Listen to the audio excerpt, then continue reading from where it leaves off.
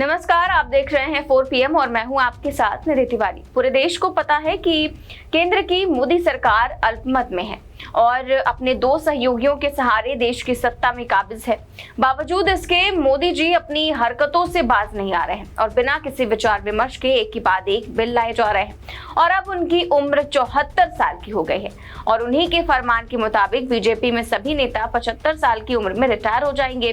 वहीं अब मोदी जी के रिटायरमेंट में 1 साल का वक्त बचा हुआ है।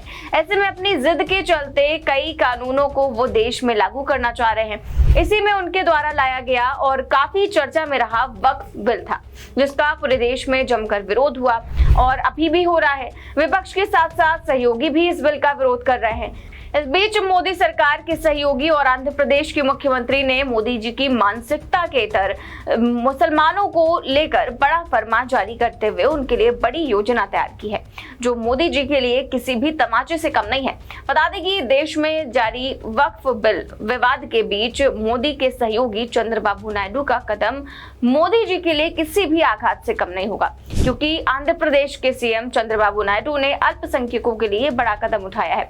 हाल ही में सीएम चंद्रबाबू नायडू ने अल्पसंख्यक कल्याण विभाग का रिव्यू किया, जिसके बाद उन्होंने अल्पसंख्यक कल्याण योजनाओं का पुनर्गठन करने का आदेश दिया। साथ ही उन्होंने कहा कि अल्पसंख्यकों को फायदा पहुंचाने के लिए वक्फ जमीनों का विकास किया जाएगा। अब सीएम नायडू ने आदेश दिया कि कडप्पा हज हाउस और गुंटूर क्रिश्चियन भवन का काम जल्द से जल्द पूरा किया जाए। इसी के साथ उन्होंने ये भी कहा कि चुनाव के दौरान जो इमाम को 10,000 और मौलानाओं को 5,000 रुपए देने का जो वादा किया गया था वो भी जल्द से जल्द पूरा किया जाएगा। साथ ही साथ सीएम ने यह भी कहा कि जो भी मुसलमान हज यात्रा के लिए जाए उन्हें 1 लाख रुपए दिए जाए। वहीं अल्पसंख्यकों के लिए जारी किए गए आदेश से मोदी जी की परेशानी अब बढ़ती हुई नजर आ रही है, क्योंकि बैसाखियों के सहारे सत्ता में काबिज मोदी जी ये भूल गए थे कि ये 2014 और 2019 का दौर नहीं है, ये 2024 है, जब बीजेपी अल्पमत में है और मोदी शाह की वजह से ही बीजेपी की ऐसी स्थिति हुई है और सत्ता में आने से पहले जनता से बड़े बड़े वादे किए गए और एक भी वादा पूरा ना किए बिना ही अपना 2 कार्यकाल निकाल दिया, जिसके बाद जनता मोदी जी की सभी राजनीति और मानसिकताओं को जान गई और 2024 के चुनाव में बैसाखी के सहारे लाकर खड़ा कर दिया। बावजूद इसके मोदी जी की तानाशाही में कमी नहीं आई और अपनी मनमर्जी से काम करने में जुट गए और वक्फ बिल लेकर आ गए। लेकिन बिल का विरोध उनके सहयोगियों ने ही शुरू कर दिया और मोदी जी को किनारे रखकर चुनाव के दौरान किए गए अपने वादों को पूरा करने में जुट गए। आपको बता दें कि राज्य सचिवालय में अल्पसंख्यक कल्याण पर बैठक करते हुए सीएम नायडू ने अधिकारियों को निर्देश दिया कि अधिकारी विस्तार से चीजों को समझकर उनका अध्ययन करके अल्पसंख्यकों के कल्याण के लिए योजनाओं को लागू करने का नया फॉर्मूला बनाएं।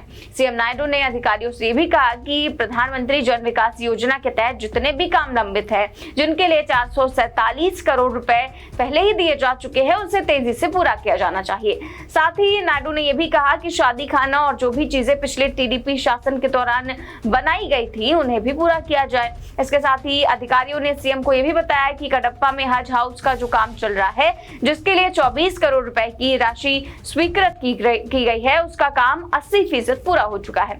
अधिकारियों ने सीएम को यह भी बताया कि गुंटूर में क्रिश्चियन भवन का काम, जिसके लिए 16 करोड़ रुपए पिछली टीडीपी सरकार ने स्वीकृत किए थे, उसका काम 50% तक पूरा हो चुका है। साथ ही साथ सीएम ने अधिकारियों को वक्फ बोर्ड की जमीनों का सर्वे 1 साल के अंदर पूरा करने का भी आदेश दिया।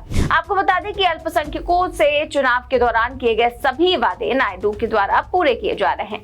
वहीं दूसरी ओर यूपी के सत्ता में काबिज योगी जी मदरसों को गिराने की बात कर रहे हैं और मदरसों को अवैध ठहराने का काम जोर शोर से चल रहा है और मोदी जी की मानसिकता से तो जनता भली भांति वाकिफ है और मोदी की इस शह पर उनके दल के नेता हर समय हिंसात्मक भाषण देते रहते हैं।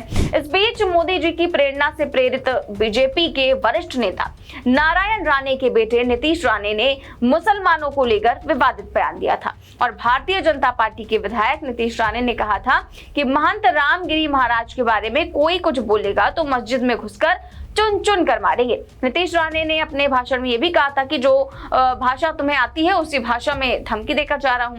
अगर हमारे रामगिरी महाराज के खिलाफ तुमने कुछ भी किया तो तुम्हारी मस्जिदों के अंदर घुसकर चुन चुन कर मारेंगे। बस इस बात का ध्यान रखना। अगर हमारे रामगिरी महाराज के तरफ समझ लो पाहिजे ना, नाही तर बोलतील ये तो तो मराठी में बोल के गया, मेरे को कुछ समझा ही नहीं, इसलिए तेरे को जो भाषा में समझता है ना वो भाषा में धमकी देके जा रहा हूं। हमारे रामगिरी महाराज के खिलाफ अगर कुछ भी मस्ती तुम लोगों ने किसने भी की तो तुम्हारे मस्जिदों के अंदर आके चुन चुन के मारेंगे, इतना ध्यान में रखो।